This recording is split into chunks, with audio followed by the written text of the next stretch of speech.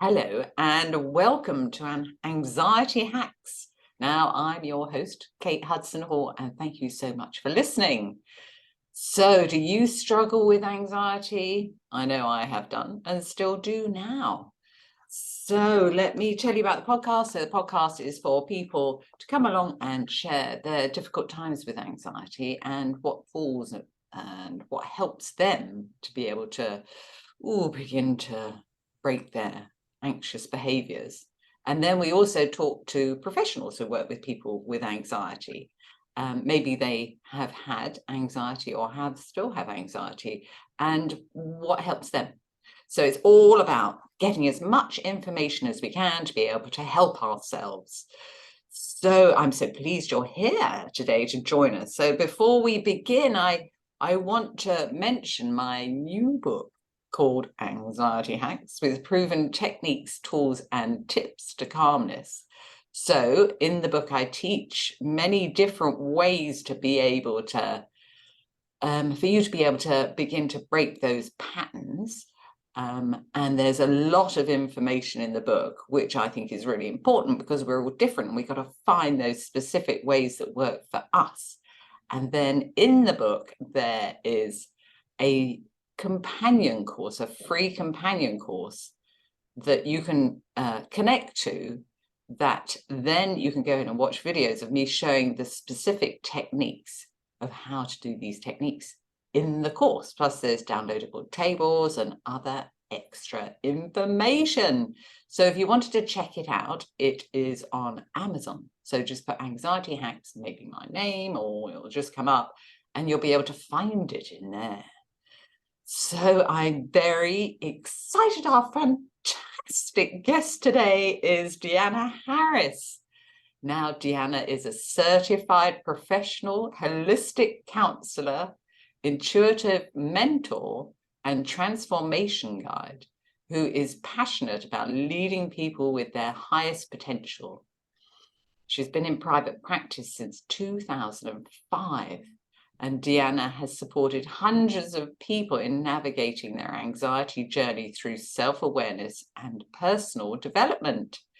And she works with individuals, families, and communities to heal, strengthen, and awaken awareness of their mind, physical, emotional, and quantum energy field, so they can have thriving, powerful, and deeply fulfilling lives and relationships. Taking 100% centered approach, Dijana integrates mind, body, emotion, spirit into wholeness, awareness, acceptance, and love. Amazing. I love that. Dijana, thank you so much for joining us. Thank you for having me, Kate. Hello, everyone. From Sydney, Australia. Sydney and Australia. Australia.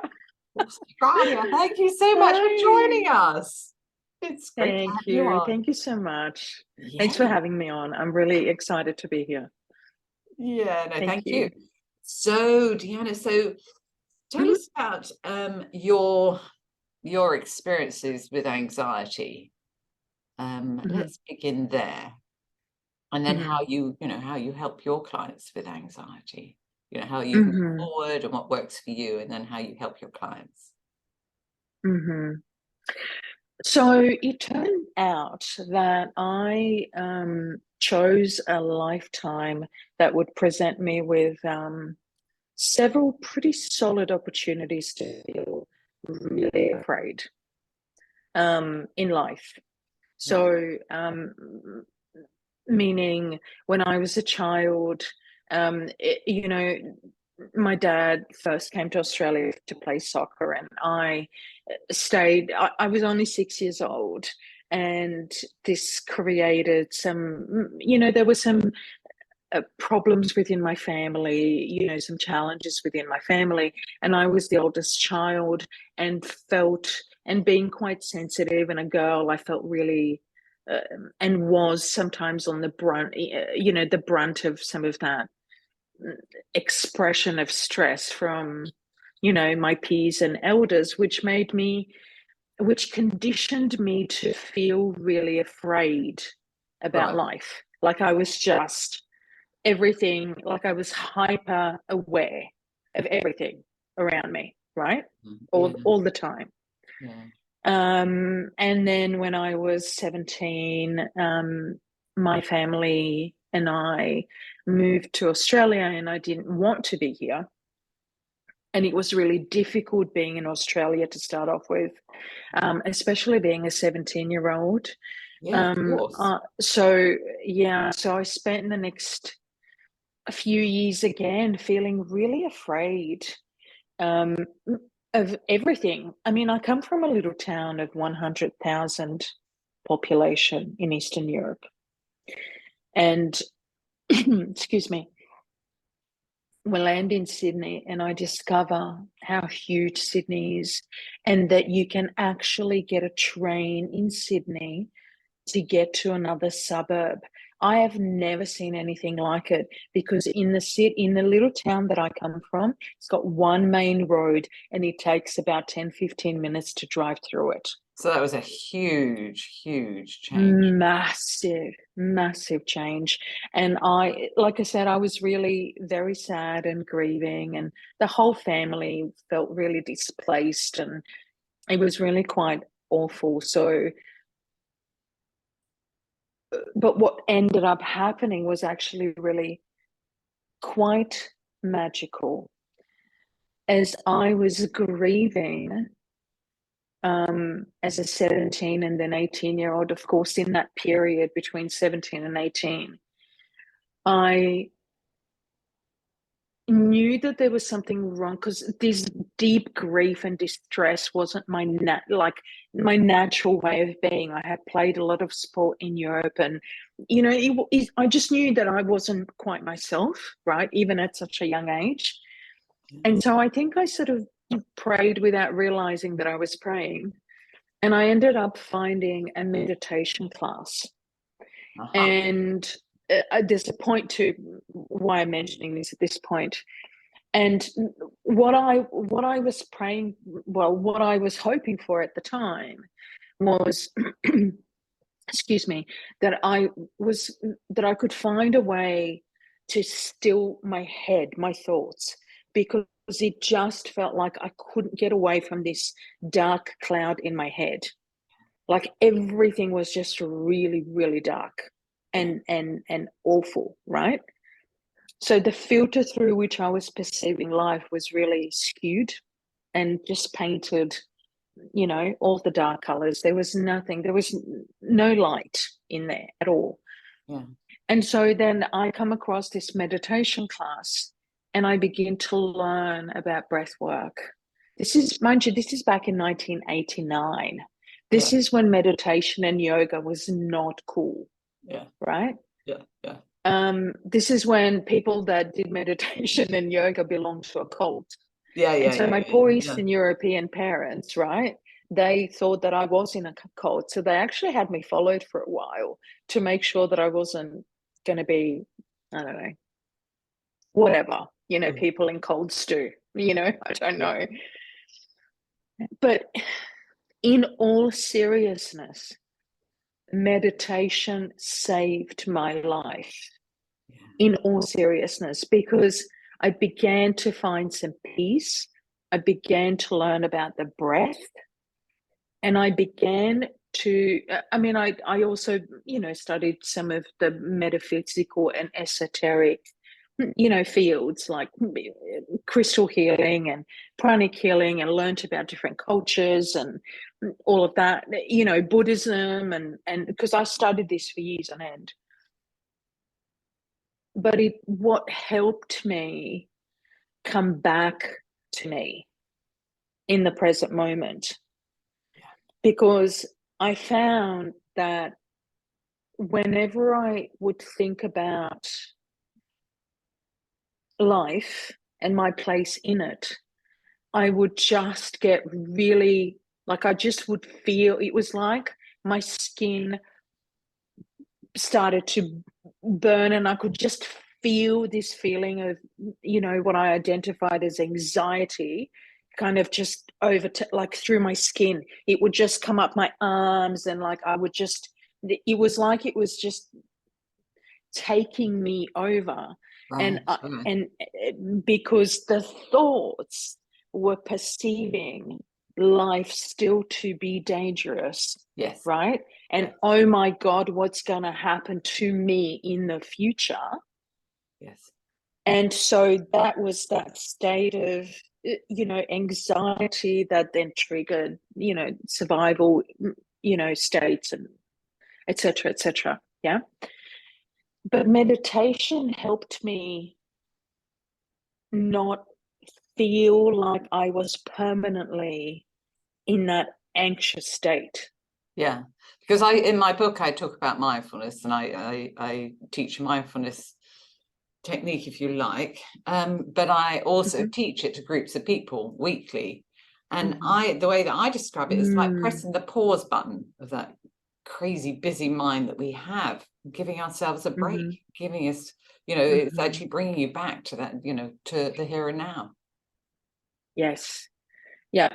The present moment. It's such a huge, I couldn't agree more. It's such a huge difference, because anxiety, in my experience, and many talk about this, is essentially rooted in in the future. So projecting too much into the future, and then because the future is uncertain and there's no way to control the future, we get stuck in this wheel of perpetually just like, control and fear and control and fear and control and fear. And you just like, that even at the level of physiology, it's so messy when those chemicals that the brain is flooding the system with are just messing with the innate harmony and balance that our body is the boss of. Yeah. Yeah, absolutely. So you found that meditation was just an incredible way to be able to give yourself a break. And breath work. Yeah, breath work and meditation. Of course, breath work is part of meditation, creative visualization, and they all sort of go hand in hand. But yeah, it's kind of how it was for me. Yeah. Yeah. And well, with your clients now, how do you sort of help them to guide them forward if they have anxiety? What do you find, what do they find works for them? So the key here is, for me, whenever we talk about anxiety, is first of all to rebuild relationship with self. So to me, that relationship with that the client has with themselves, within themselves, where they can observe their own thoughts and feelings in real time rather than in retrospect, is like a quantum leap forward. Because what that does is that when anxiety, then a person can observe when that anxiety is triggered. They can stand next to themselves, metaphorically speaking, and go, oh, hang on a minute, there's something going on over there in, there's a knot in the gut that's about to kind of sprout, or, there's a thought that's kind of, maybe, looking to trigger something, or there's, maybe I'm perceiving something from outside of me that I'm seeing as maybe unsafe, or, so there's that internal process that when that muscle is strengthened, the muscle of the observer, and that can only be strengthened by having a solid relationship within yourself. So that means body awareness. You're listening to your, to the cues that are coming from within you, from your body, from your mind, from your emotions, from your heart, if you will, right? When you listen to yourself, because your damn self knows a lot about who you are, right? When that muscle is strengthened, and then you can be an observer, then you get your power back, because you then get to choose. Absolutely. So how do you work with your clients to strengthen that muscle?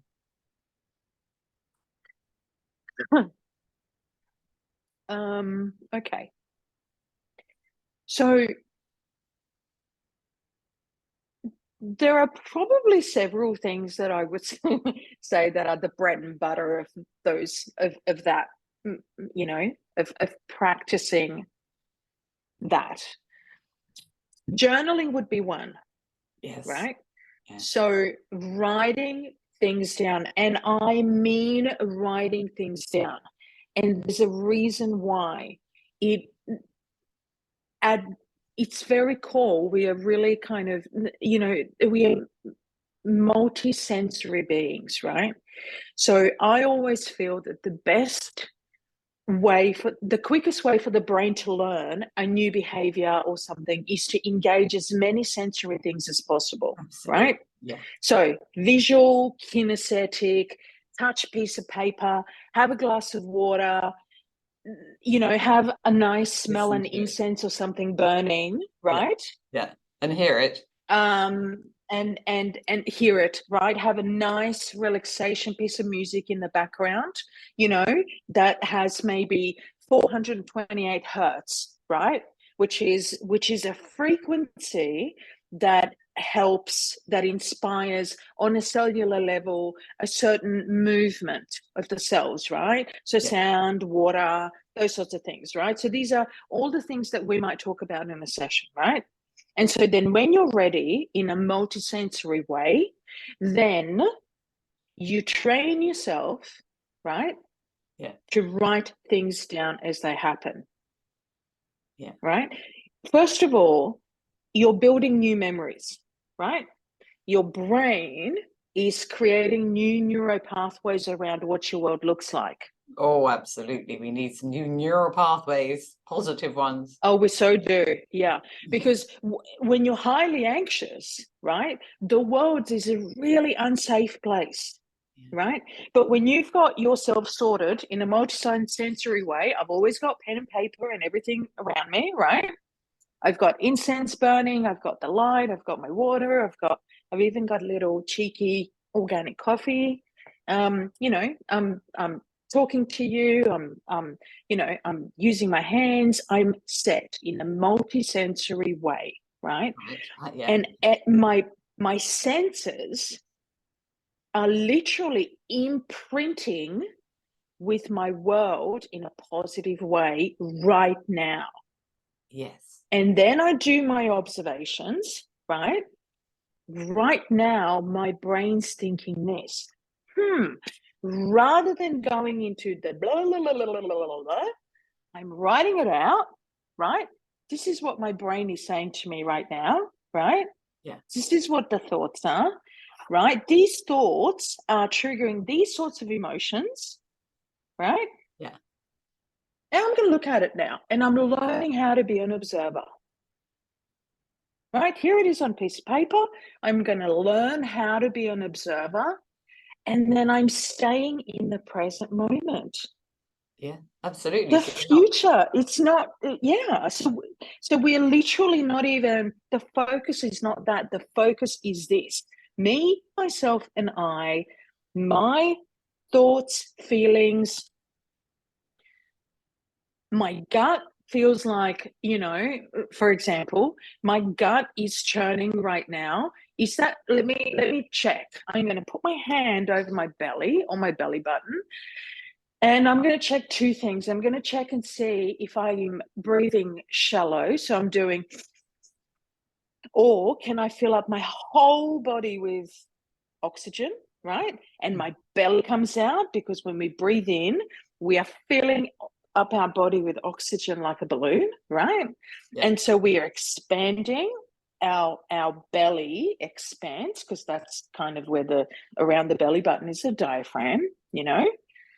And also, am I just hungry, or is my body trying to tell me something if my gut is churning? Yes. Right? And so there's that inner contemplation. So And this, of course, is a new behavior, number one, but it's also a conscious behavior, Yeah. which is a massive shift, right, to the state of anxiety and panic, because anxiety and panic, when unconscious, will just like snap your fingers off. You go, you're in it, and you Yes. don't even know how you got there, Yes. right? Yeah. Shift a little bit. So discipline is required, right? Behavior, observation, breath work. And so, you know, that place of being an observer is a semi-meditative state anyway. Yeah. And it's also stillness. So it creates, it's like you bring your life back into you, so that your life is happening with you simultaneously and consciously, and you can witness it to be so much more beautiful and in rainbow, you know, colors, rather than this scary black, you know, cloud out there somewhere. Yeah. That's incredible. So it's doing, it's stillness, it's observing, it's engaging as many, you know, in a sensory, multisensory way as much as possible, and then bringing your life experience back into this moment. Yes. So does that help? I feel like I've just like blurted out, but I mean, you can probably tell how passionate I am about this. Like, it's just the Well, because you most know that it works. powerful. You know for Yeah. yourself, but also because of your clients. Mm, And so yeah. you've seen the results. Mm, And it's all yeah. about tuning into, what's going on, how you're feeling, tuning into that feeling. If it is in your tummy area, it's like, if this feeling had a voice, what would it be trying to tell me? And Mm, working with that and yeah. starting to really, And you know, yeah, and I mean, from a psychological perspective, you know, there's the good old CBD, you know, cognitive behavioral therapy, right? There's that, but when you're sitting there with your body, and then there's your consciousness, and then you're having a chat with your gut because you can tell that there's something going on, that's stemmed in Gestalt. yes, So so there's this really beautiful, subtle way of using these extraordinary therapeutic approaches with, maybe some alternative modalities, and put those two together, or three things or four things together. And I don't have to explain to a client exactly what I'm doing, but the point is that it's all kind of happening, and it empowers the client in the most extraordinary ways. yes, yes. And so once you've taught this to your clients and then they come back to see you, say, the following week, what what are the responses from practicing this? So it's life-changing, without a doubt. It was for me, and it is for anybody that is ready to invest back into themselves, because this process of changing behavior, changing habits, raising awareness, self-awareness, putting time back into yourself to understand yourself, it's a little bit like paying for an insurance policy. You're investing money into something that might come in, like that's going to come in handy at some point, Yeah, right? yeah, yeah. And so, and not, I mean, not everybody's always ready, because this kind of work, although it may seem like, it's maybe a little bit simple, because really I'm talking to you about things that, everybody knows all the time, but when you put these things together and you apply it in a conscious way, makes all the difference in the world, right? Yeah. Um, And I think that's the key, but applying even, it consciously. yeah. It's making Mm-hmm. that decision consciously that you're going to actually take these steps to begin to tune into, into what you're thinking and what you're feeling. Yeah. Yeah. Yeah. And yeah, but it has a ripple effect in your life, and it can begin to change your relationships, the way you interact with the world around you. So in the smallest little thing will give you the opportunity to really shift your life in the most beautiful ways. Yeah, but it does require discipline, changing neural pathways. I mean, you're literally changing the condition of your brain, Yeah, like literally absolutely. in every Physically sense of the changing your word. brain. Yeah. Absolutely. Yeah. And it's like, wow, do I really have the power to do this? It's like, yeah, honey, you really have the power to do this. You are that amazing. I love it. I love it. Mm, Absolutely. Absolutely. yeah. Oh, this is Yeah. excellent. So I'm glad. Thank you. Yeah. Thank you. Oh gosh. And then, I suppose it's a matter of persevering, because it's not going to happen overnight. It's something that like you said, No. that you do have to work at. Yes. So the So let me say it this way. Sometimes people ask me this, right? How long, when, and I'm like, well, Mm. this is literally a life change that you're making, right? Say if it's a client or something, right? Or anybody that I'm talking to, it's a life change. But the biggest, most concentrated effort happens potentially in the first like 4 weeks, because it's a new habit Yes. and it's a new thing you have to do. Yes. But once those new neural pathways are formed, it becomes like first nature. It becomes the new default, the new level of awareness. Yeah. So you automatically, your mind will use that pathway, that positive pathway. Absolutely. And the old Absolutely. one You'll will grow, it'll stop using it. Yeah, so it's like I sort of I'm really visual. So when I talk in sessions, or even as I'm talking to you, I talk in pictures, like I tell stories. Like I'm famous for my metaphors. But it's like you see in movies, I'm trying to think of an example. Oh gosh, what's that? Like in Doctor Strange, when they do those, when they, there's layers of multidimensionality, and there are different angles and stuff, and Yes. then they disappear, Yeah. right? Or like in Harry Potter, when a staircase changes, Yeah. and all of a sudden the way you used to go kind of disappears, or it kind of doesn't exist anymore. Yeah. Quantum physics calls it the collapsing of timelines. So where a timeline would exist, you can think of it in a linear way, I guess, from one point to the next, that then collapses and is no more, because the energy of that is not supported anymore. Yeah. Like that particular field literally doesn't exist in the universe anymore, and the energy is moving in a different direction. Yeah. Yeah. And the way that I like to explain it with the new neural pathways, and so the way that I explain it to my clients is that, so if you imagine a field full of beautiful, long, lush grass, but very tall, and then somebody comes along and walks diagonally all the way across through that beautiful, lovely grass, all the way to the other side, and then maybe turns around and then walks all the way back. So you can see that pathway beginning to form.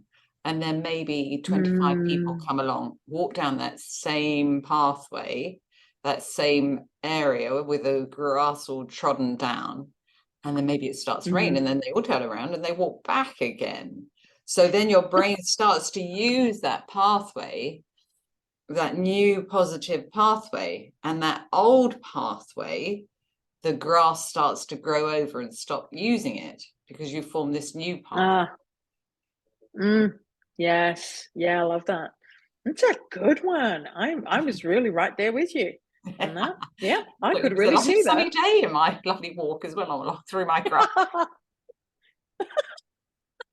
Yeah, I love it. That's great, Kate. That's amazing. Oh, Dijana, my gosh, this has been absolutely fascinating, valuable, such interesting information.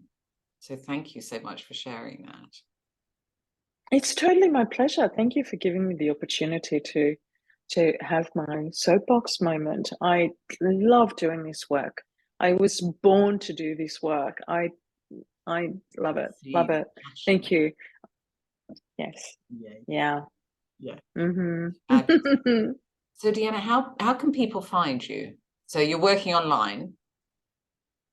Yes. So I was working globally with international clients even before COVID hit. So when COVID hit, nothing changed for me, like literally, other than I couldn't see, like the clients that I was seeing in person, I couldn't see them on person, but it was all set up anyway. So yes, I'm seeing all of my clients online now.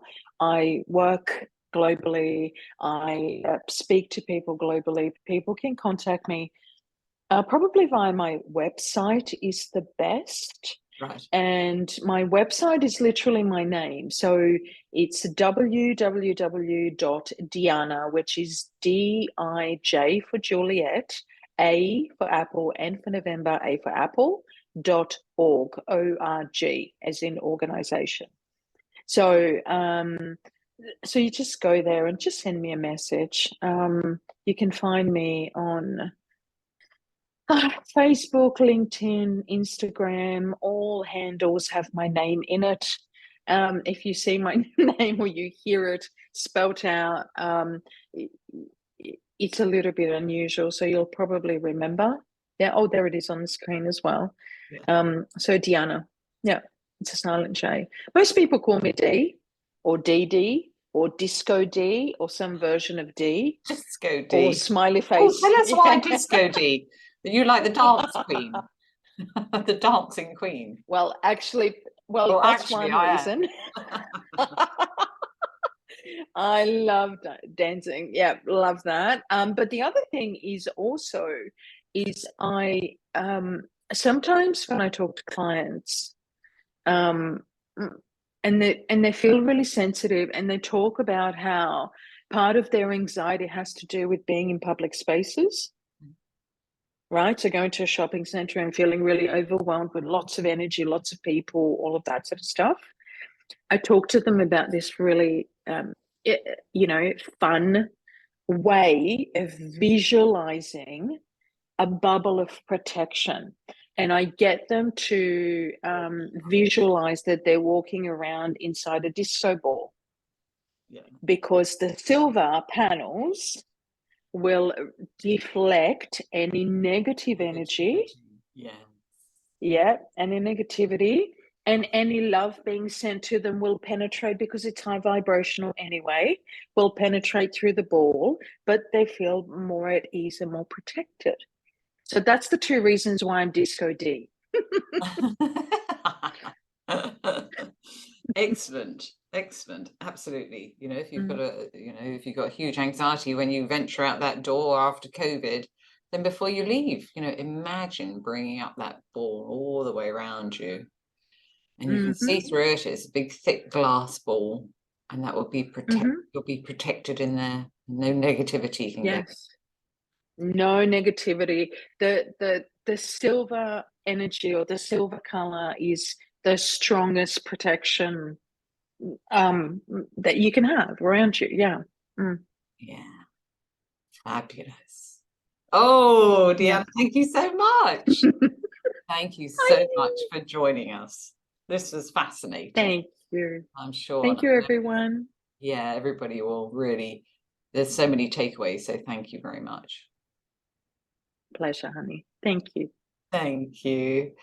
So that's all for today's episode of Anxiety Hacks. And thank you to everybody for listening. And wherever you're listening, make sure that you zip down and give us 5-star review. We would love that. Thank you so much. And I look forward to speaking to you in the next episode.